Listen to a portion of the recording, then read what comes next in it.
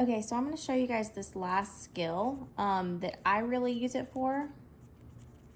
I use it to introduce factoring, and while factoring actually still seems to be a pretty abstract topic, Algebra Tiles makes it less abstract and more accessible for all students. So we've got trinomials and binomials with degree of 2. Okay, so I'm going to show you a little bit about what that means. So I'm going to start back with the combining like terms, and suppose we have something like this: x squared plus 3x plus 2. The first thing I'm going to have my algebra students do is get each of these elements. So they need an x squared tile, and then they need 3 positive x's. So this is where the positive and negative really matter, besides in the middle school, but I've got 3 of these, and then it says I have 2 of the yellow tiles. Okay, so factoring, just like with multiplication, so we if you recall, we did 3 times, I don't know if it was 3 times 5, but 3 times 5, we have 3 groups of 5 tiles, right? In factoring, we are finding the factors of something. So for example, if we had 15, the factors of 15 are 1 and 15 or 3 and 5, okay? And so we're using that term that you guys used early on to do factors and so forth. So we also talked about this being a length times a width, okay, for area.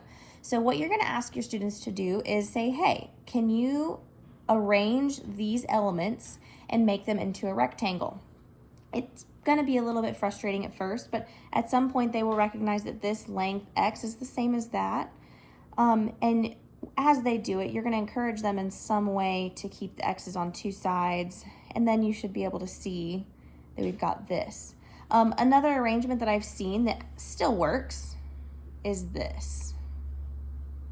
Okay, and that's another arrangement that I've seen students make, but I'm going to go back to the one that is standard and a little bit easier to read.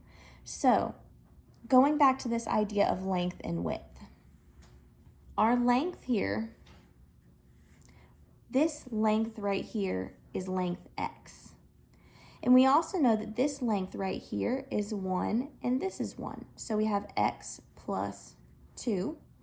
And then this length down the side, we know that this is 1 and this is x. So we've got x and then plus 1. So our factors of this expression is x plus 1 times x plus 2. Okay, and there's that visual way. And ultimately, they'll start to pick up that this guy and this guy need to multiply to get this guy. And they'll start picking that up because this factor right here shows in this corner, and this guy right here shows in this corner, which is also explained if some of you guys know the area model. You've got this, right? You've got the x squared down here, and you've got you've got the x squared up here, and then you've got the 2 down here. Well, you can put 1 and 2 there, and you have x and x. And so then you have 1x and 2x. The 2x, 1, 2, and then the 1x, 3. Gives us that 3x total, okay? So 2 ways that you can represent that. Let's look at another one. Okay, so we've got x squared plus 5x plus 6. So I've got my x squared bar, and then I need 5 of these x's, so 1, 2, 3, 4, 5. And then I'm going to start doing the same thing, except I need 4 more of these little tiles. 2, 3, 4, 5, 6. And I'm going to do the same thing. I'm going to rearrange until I get to a full rectangle. And again, the kids will start to pick up that these yellows need to be in a rectangle. And they're already, to a degree conditioned to make these yellows into a rectangle because of what the elementary teachers have taught them, right? So now I've got myself a rectangle. I've got, this is length x. This is 1, 2, 3x, okay? Or not 3x, just 3, because it's length 1, length 2, length 3. So we've got x plus 3. And then here we've got length x, and we've got 2 here. So our factors are x plus 3 and x plus 2. Okay, and let's look at one with some negatives, see how that shakes out. Okay, we've got x squared minus x minus 6. Okay, so this one's a little bit tricky because I'm actually going to start with my x squared and my negative 6. And I'll show you why in a second. So 1, 2, 3. I know these have to be in a rectangle, so I'm going to kind of do that a little bit. 1, 2, 3, 4, 5, 6. And by this point, my students have already recognized that we're going to be putting the 1s up in this corner and the x on that opposite corner. And then we have to fill in here. Now, if you notice, I didn't pull out a negative x bar. And part of the reason I didn't is because it's not super easy to figure out how we fill this in. So if we did positive times a positive, it's going to give me a positive, but we have a negative. So we have to fall back on those rules that we learned in middle school to say, okay, well, a positive times a negative is going to give me that -1, okay? Because we've got that length and width even going on up here. And I'm going to show you this before I show you the other one. You're going to have students who do this and say, hey, we got it.